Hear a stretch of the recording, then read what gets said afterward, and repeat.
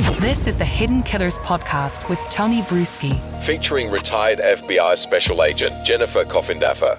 Let's go over to Maya Kowalski and what's going on there. We just saw some testimony just the other day of an individual who was one of the therapists, Betty. Her testimony revealed her presence was constant and at times sometimes invasive, even taking photos of Maya in her underwear and admitting to listening in on sensitive conversations with family members and legal representatives as they basically detained Maya for 90-some days. Betty said that the directives to do those sort of things weren't just, hey, I want to take pictures of a girl with her underwear, but they were directives that came directly from the Department of Children and Family Services, which kind of interesting.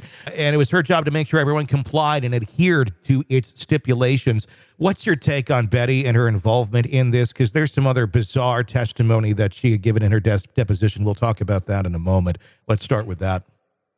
It's so concerning.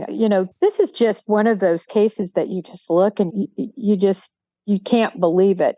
You can't believe the treatment of this child and certainly the people who were charged to understand and to, that have the education and the background to be able to evaluate such cases, just having so much autonomy. Mm-hmm. I mean, their word was the word, and having free reign at this sort of decision making for this child.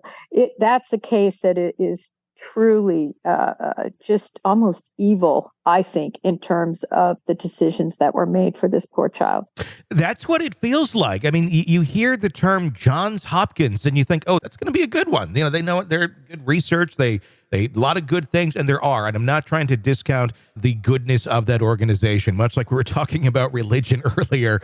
Not everyone in that organization is a bad person, but clearly there were some very bad people at this specific hospital for some period of time. It does make you wonder how much further out this goes into other hospitals all over our country beyond just Johns Hopkins, with someone being able to yield power the way that we saw it yielded in this case, especially with Dr. Smith, and simply being able to talk to a family for just a few minutes and having the power to say, you are not going to see your daughter until we say it's okay, if ever again. No judge, no jury. How on earth how on earth did they get to that point where they're able to yield such blind power?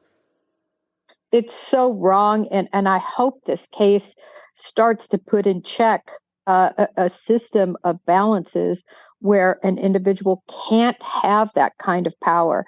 For one person to be able to say this kind of abuse took place, and so therefore we're just going to remove you, as you mentioned, with no judge, with no jury, with no real evidence from both sides being presented, is unfathomable. And what they put the mother through, what they put Maya through, the husband, I mean, the fact that, the mother took her life, I think, just believing there was no way she was going to ever see her child again. It's perplexing, and all we can hope is that this changes. And like you said, the name a chance. My brother attended Johns Hopkins. It is such an esteemed and so difficult to get into, not only that university, but to work within their physician program. And how did this woman, creep in and then continue sort of this reign of autonomy that I had never heard of before? It is shocking, and it seems that Dr. Smith was kind of ruling the roost there. What I was surprised, number one, that she existed and was able to do what she did for so long.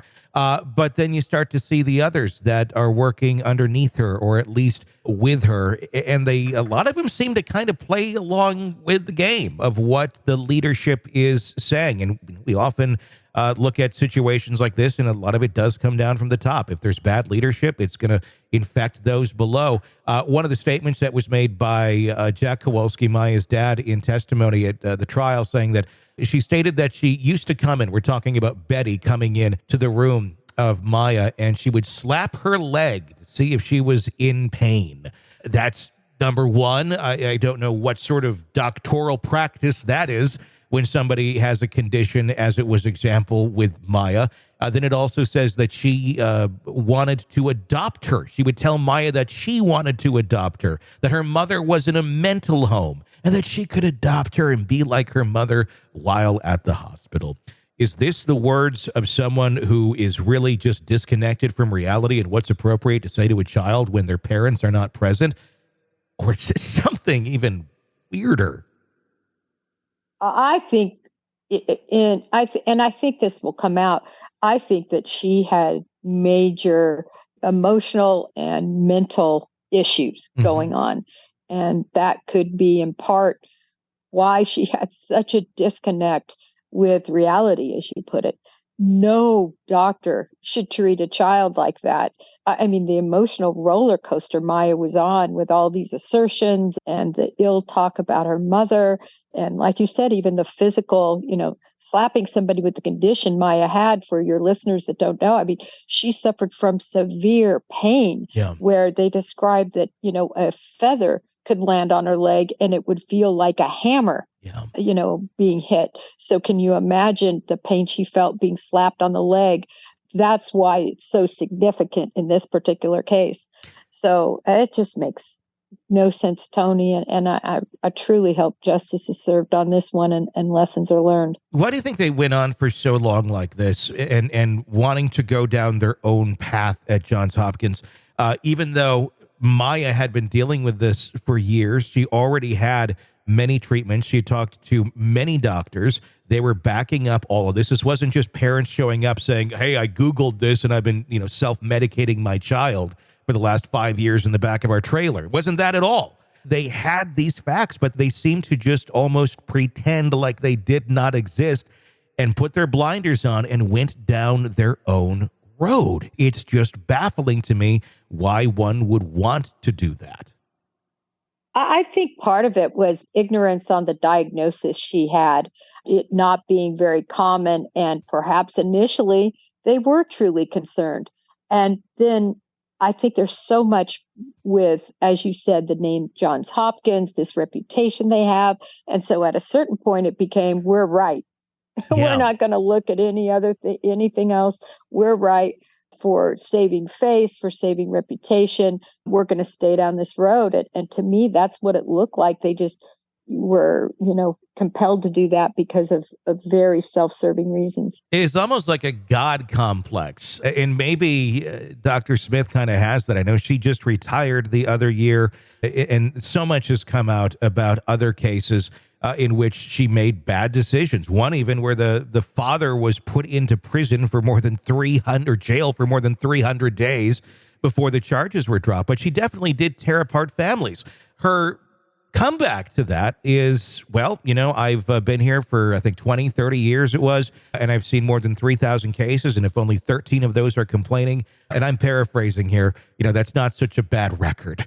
But I mean, there's always going to be mistakes that are made, especially when you see that many people. But the gravity of those mistakes and at which you can destroy things to such an extreme level and be so flippant about it is shocking. It's almost like, hey, I was a pilot or I owned an airline for 30 years and only 13 planes crashed out of all of those. Pretty good, huh? Should there be more repercussions for these individuals who are involved in this? And maybe can there be more repercussions? I know she just settled out of court with the family, but this, I don't know, this seems like it goes beyond just civil matters. This seems like criminal behavior. It does seem like criminal behavior, but finding a statute where the criminal or where these actions meet criminal standards is the issue. And of course, beyond a reasonable doubt is going to be difficult in this case because of her arguments. I was trying to do the right thing. This was my read. I'm very educated. I've seen all these cases and I've been right 90% of the time. I'm sorry for the times I wasn't right. So I think that's why, from a criminal aspect, it's, would be difficult to overcome. But I'm glad to see some monetary, punitive, hopefully, punishment against her. And like you said, she's already settled in one such case or in one part of the case. And, you just hope that more people come forward, because for those who have come forward, just think, Tony, of all those who haven't. who were wronged, but just don't want any involvement, don't want anybody else coming after them in the system. They probably don't trust the system at all after this. And for good reason. I mean, especially if you've moved on with your life, you've gone through the nightmare. Maybe it is, technically the right thing to do to go and raise your hand. But if you don't want to keep going through that nightmare that you just survived and maybe had your family ripped apart in, nobody's going to want to go back in that pool. It's especially if they see that, well, maybe this case will take care of it. But yeah, there's got to be far more than just the 13, I would guess. Yeah, I believe so, judging from everything we've learned so far. Want to listen ad-free? Want advanced access to all of our interviews before anyone else? Become a True Crime Today Premium Plus subscriber on Apple Podcasts. You get every episode commercial-free. So you can binge on true crime until you can binge no more. Search True Crime Today Premium Plus on Apple Podcasts now, or go to our podcast page and sign up now. More of the Hidden Killers podcast next.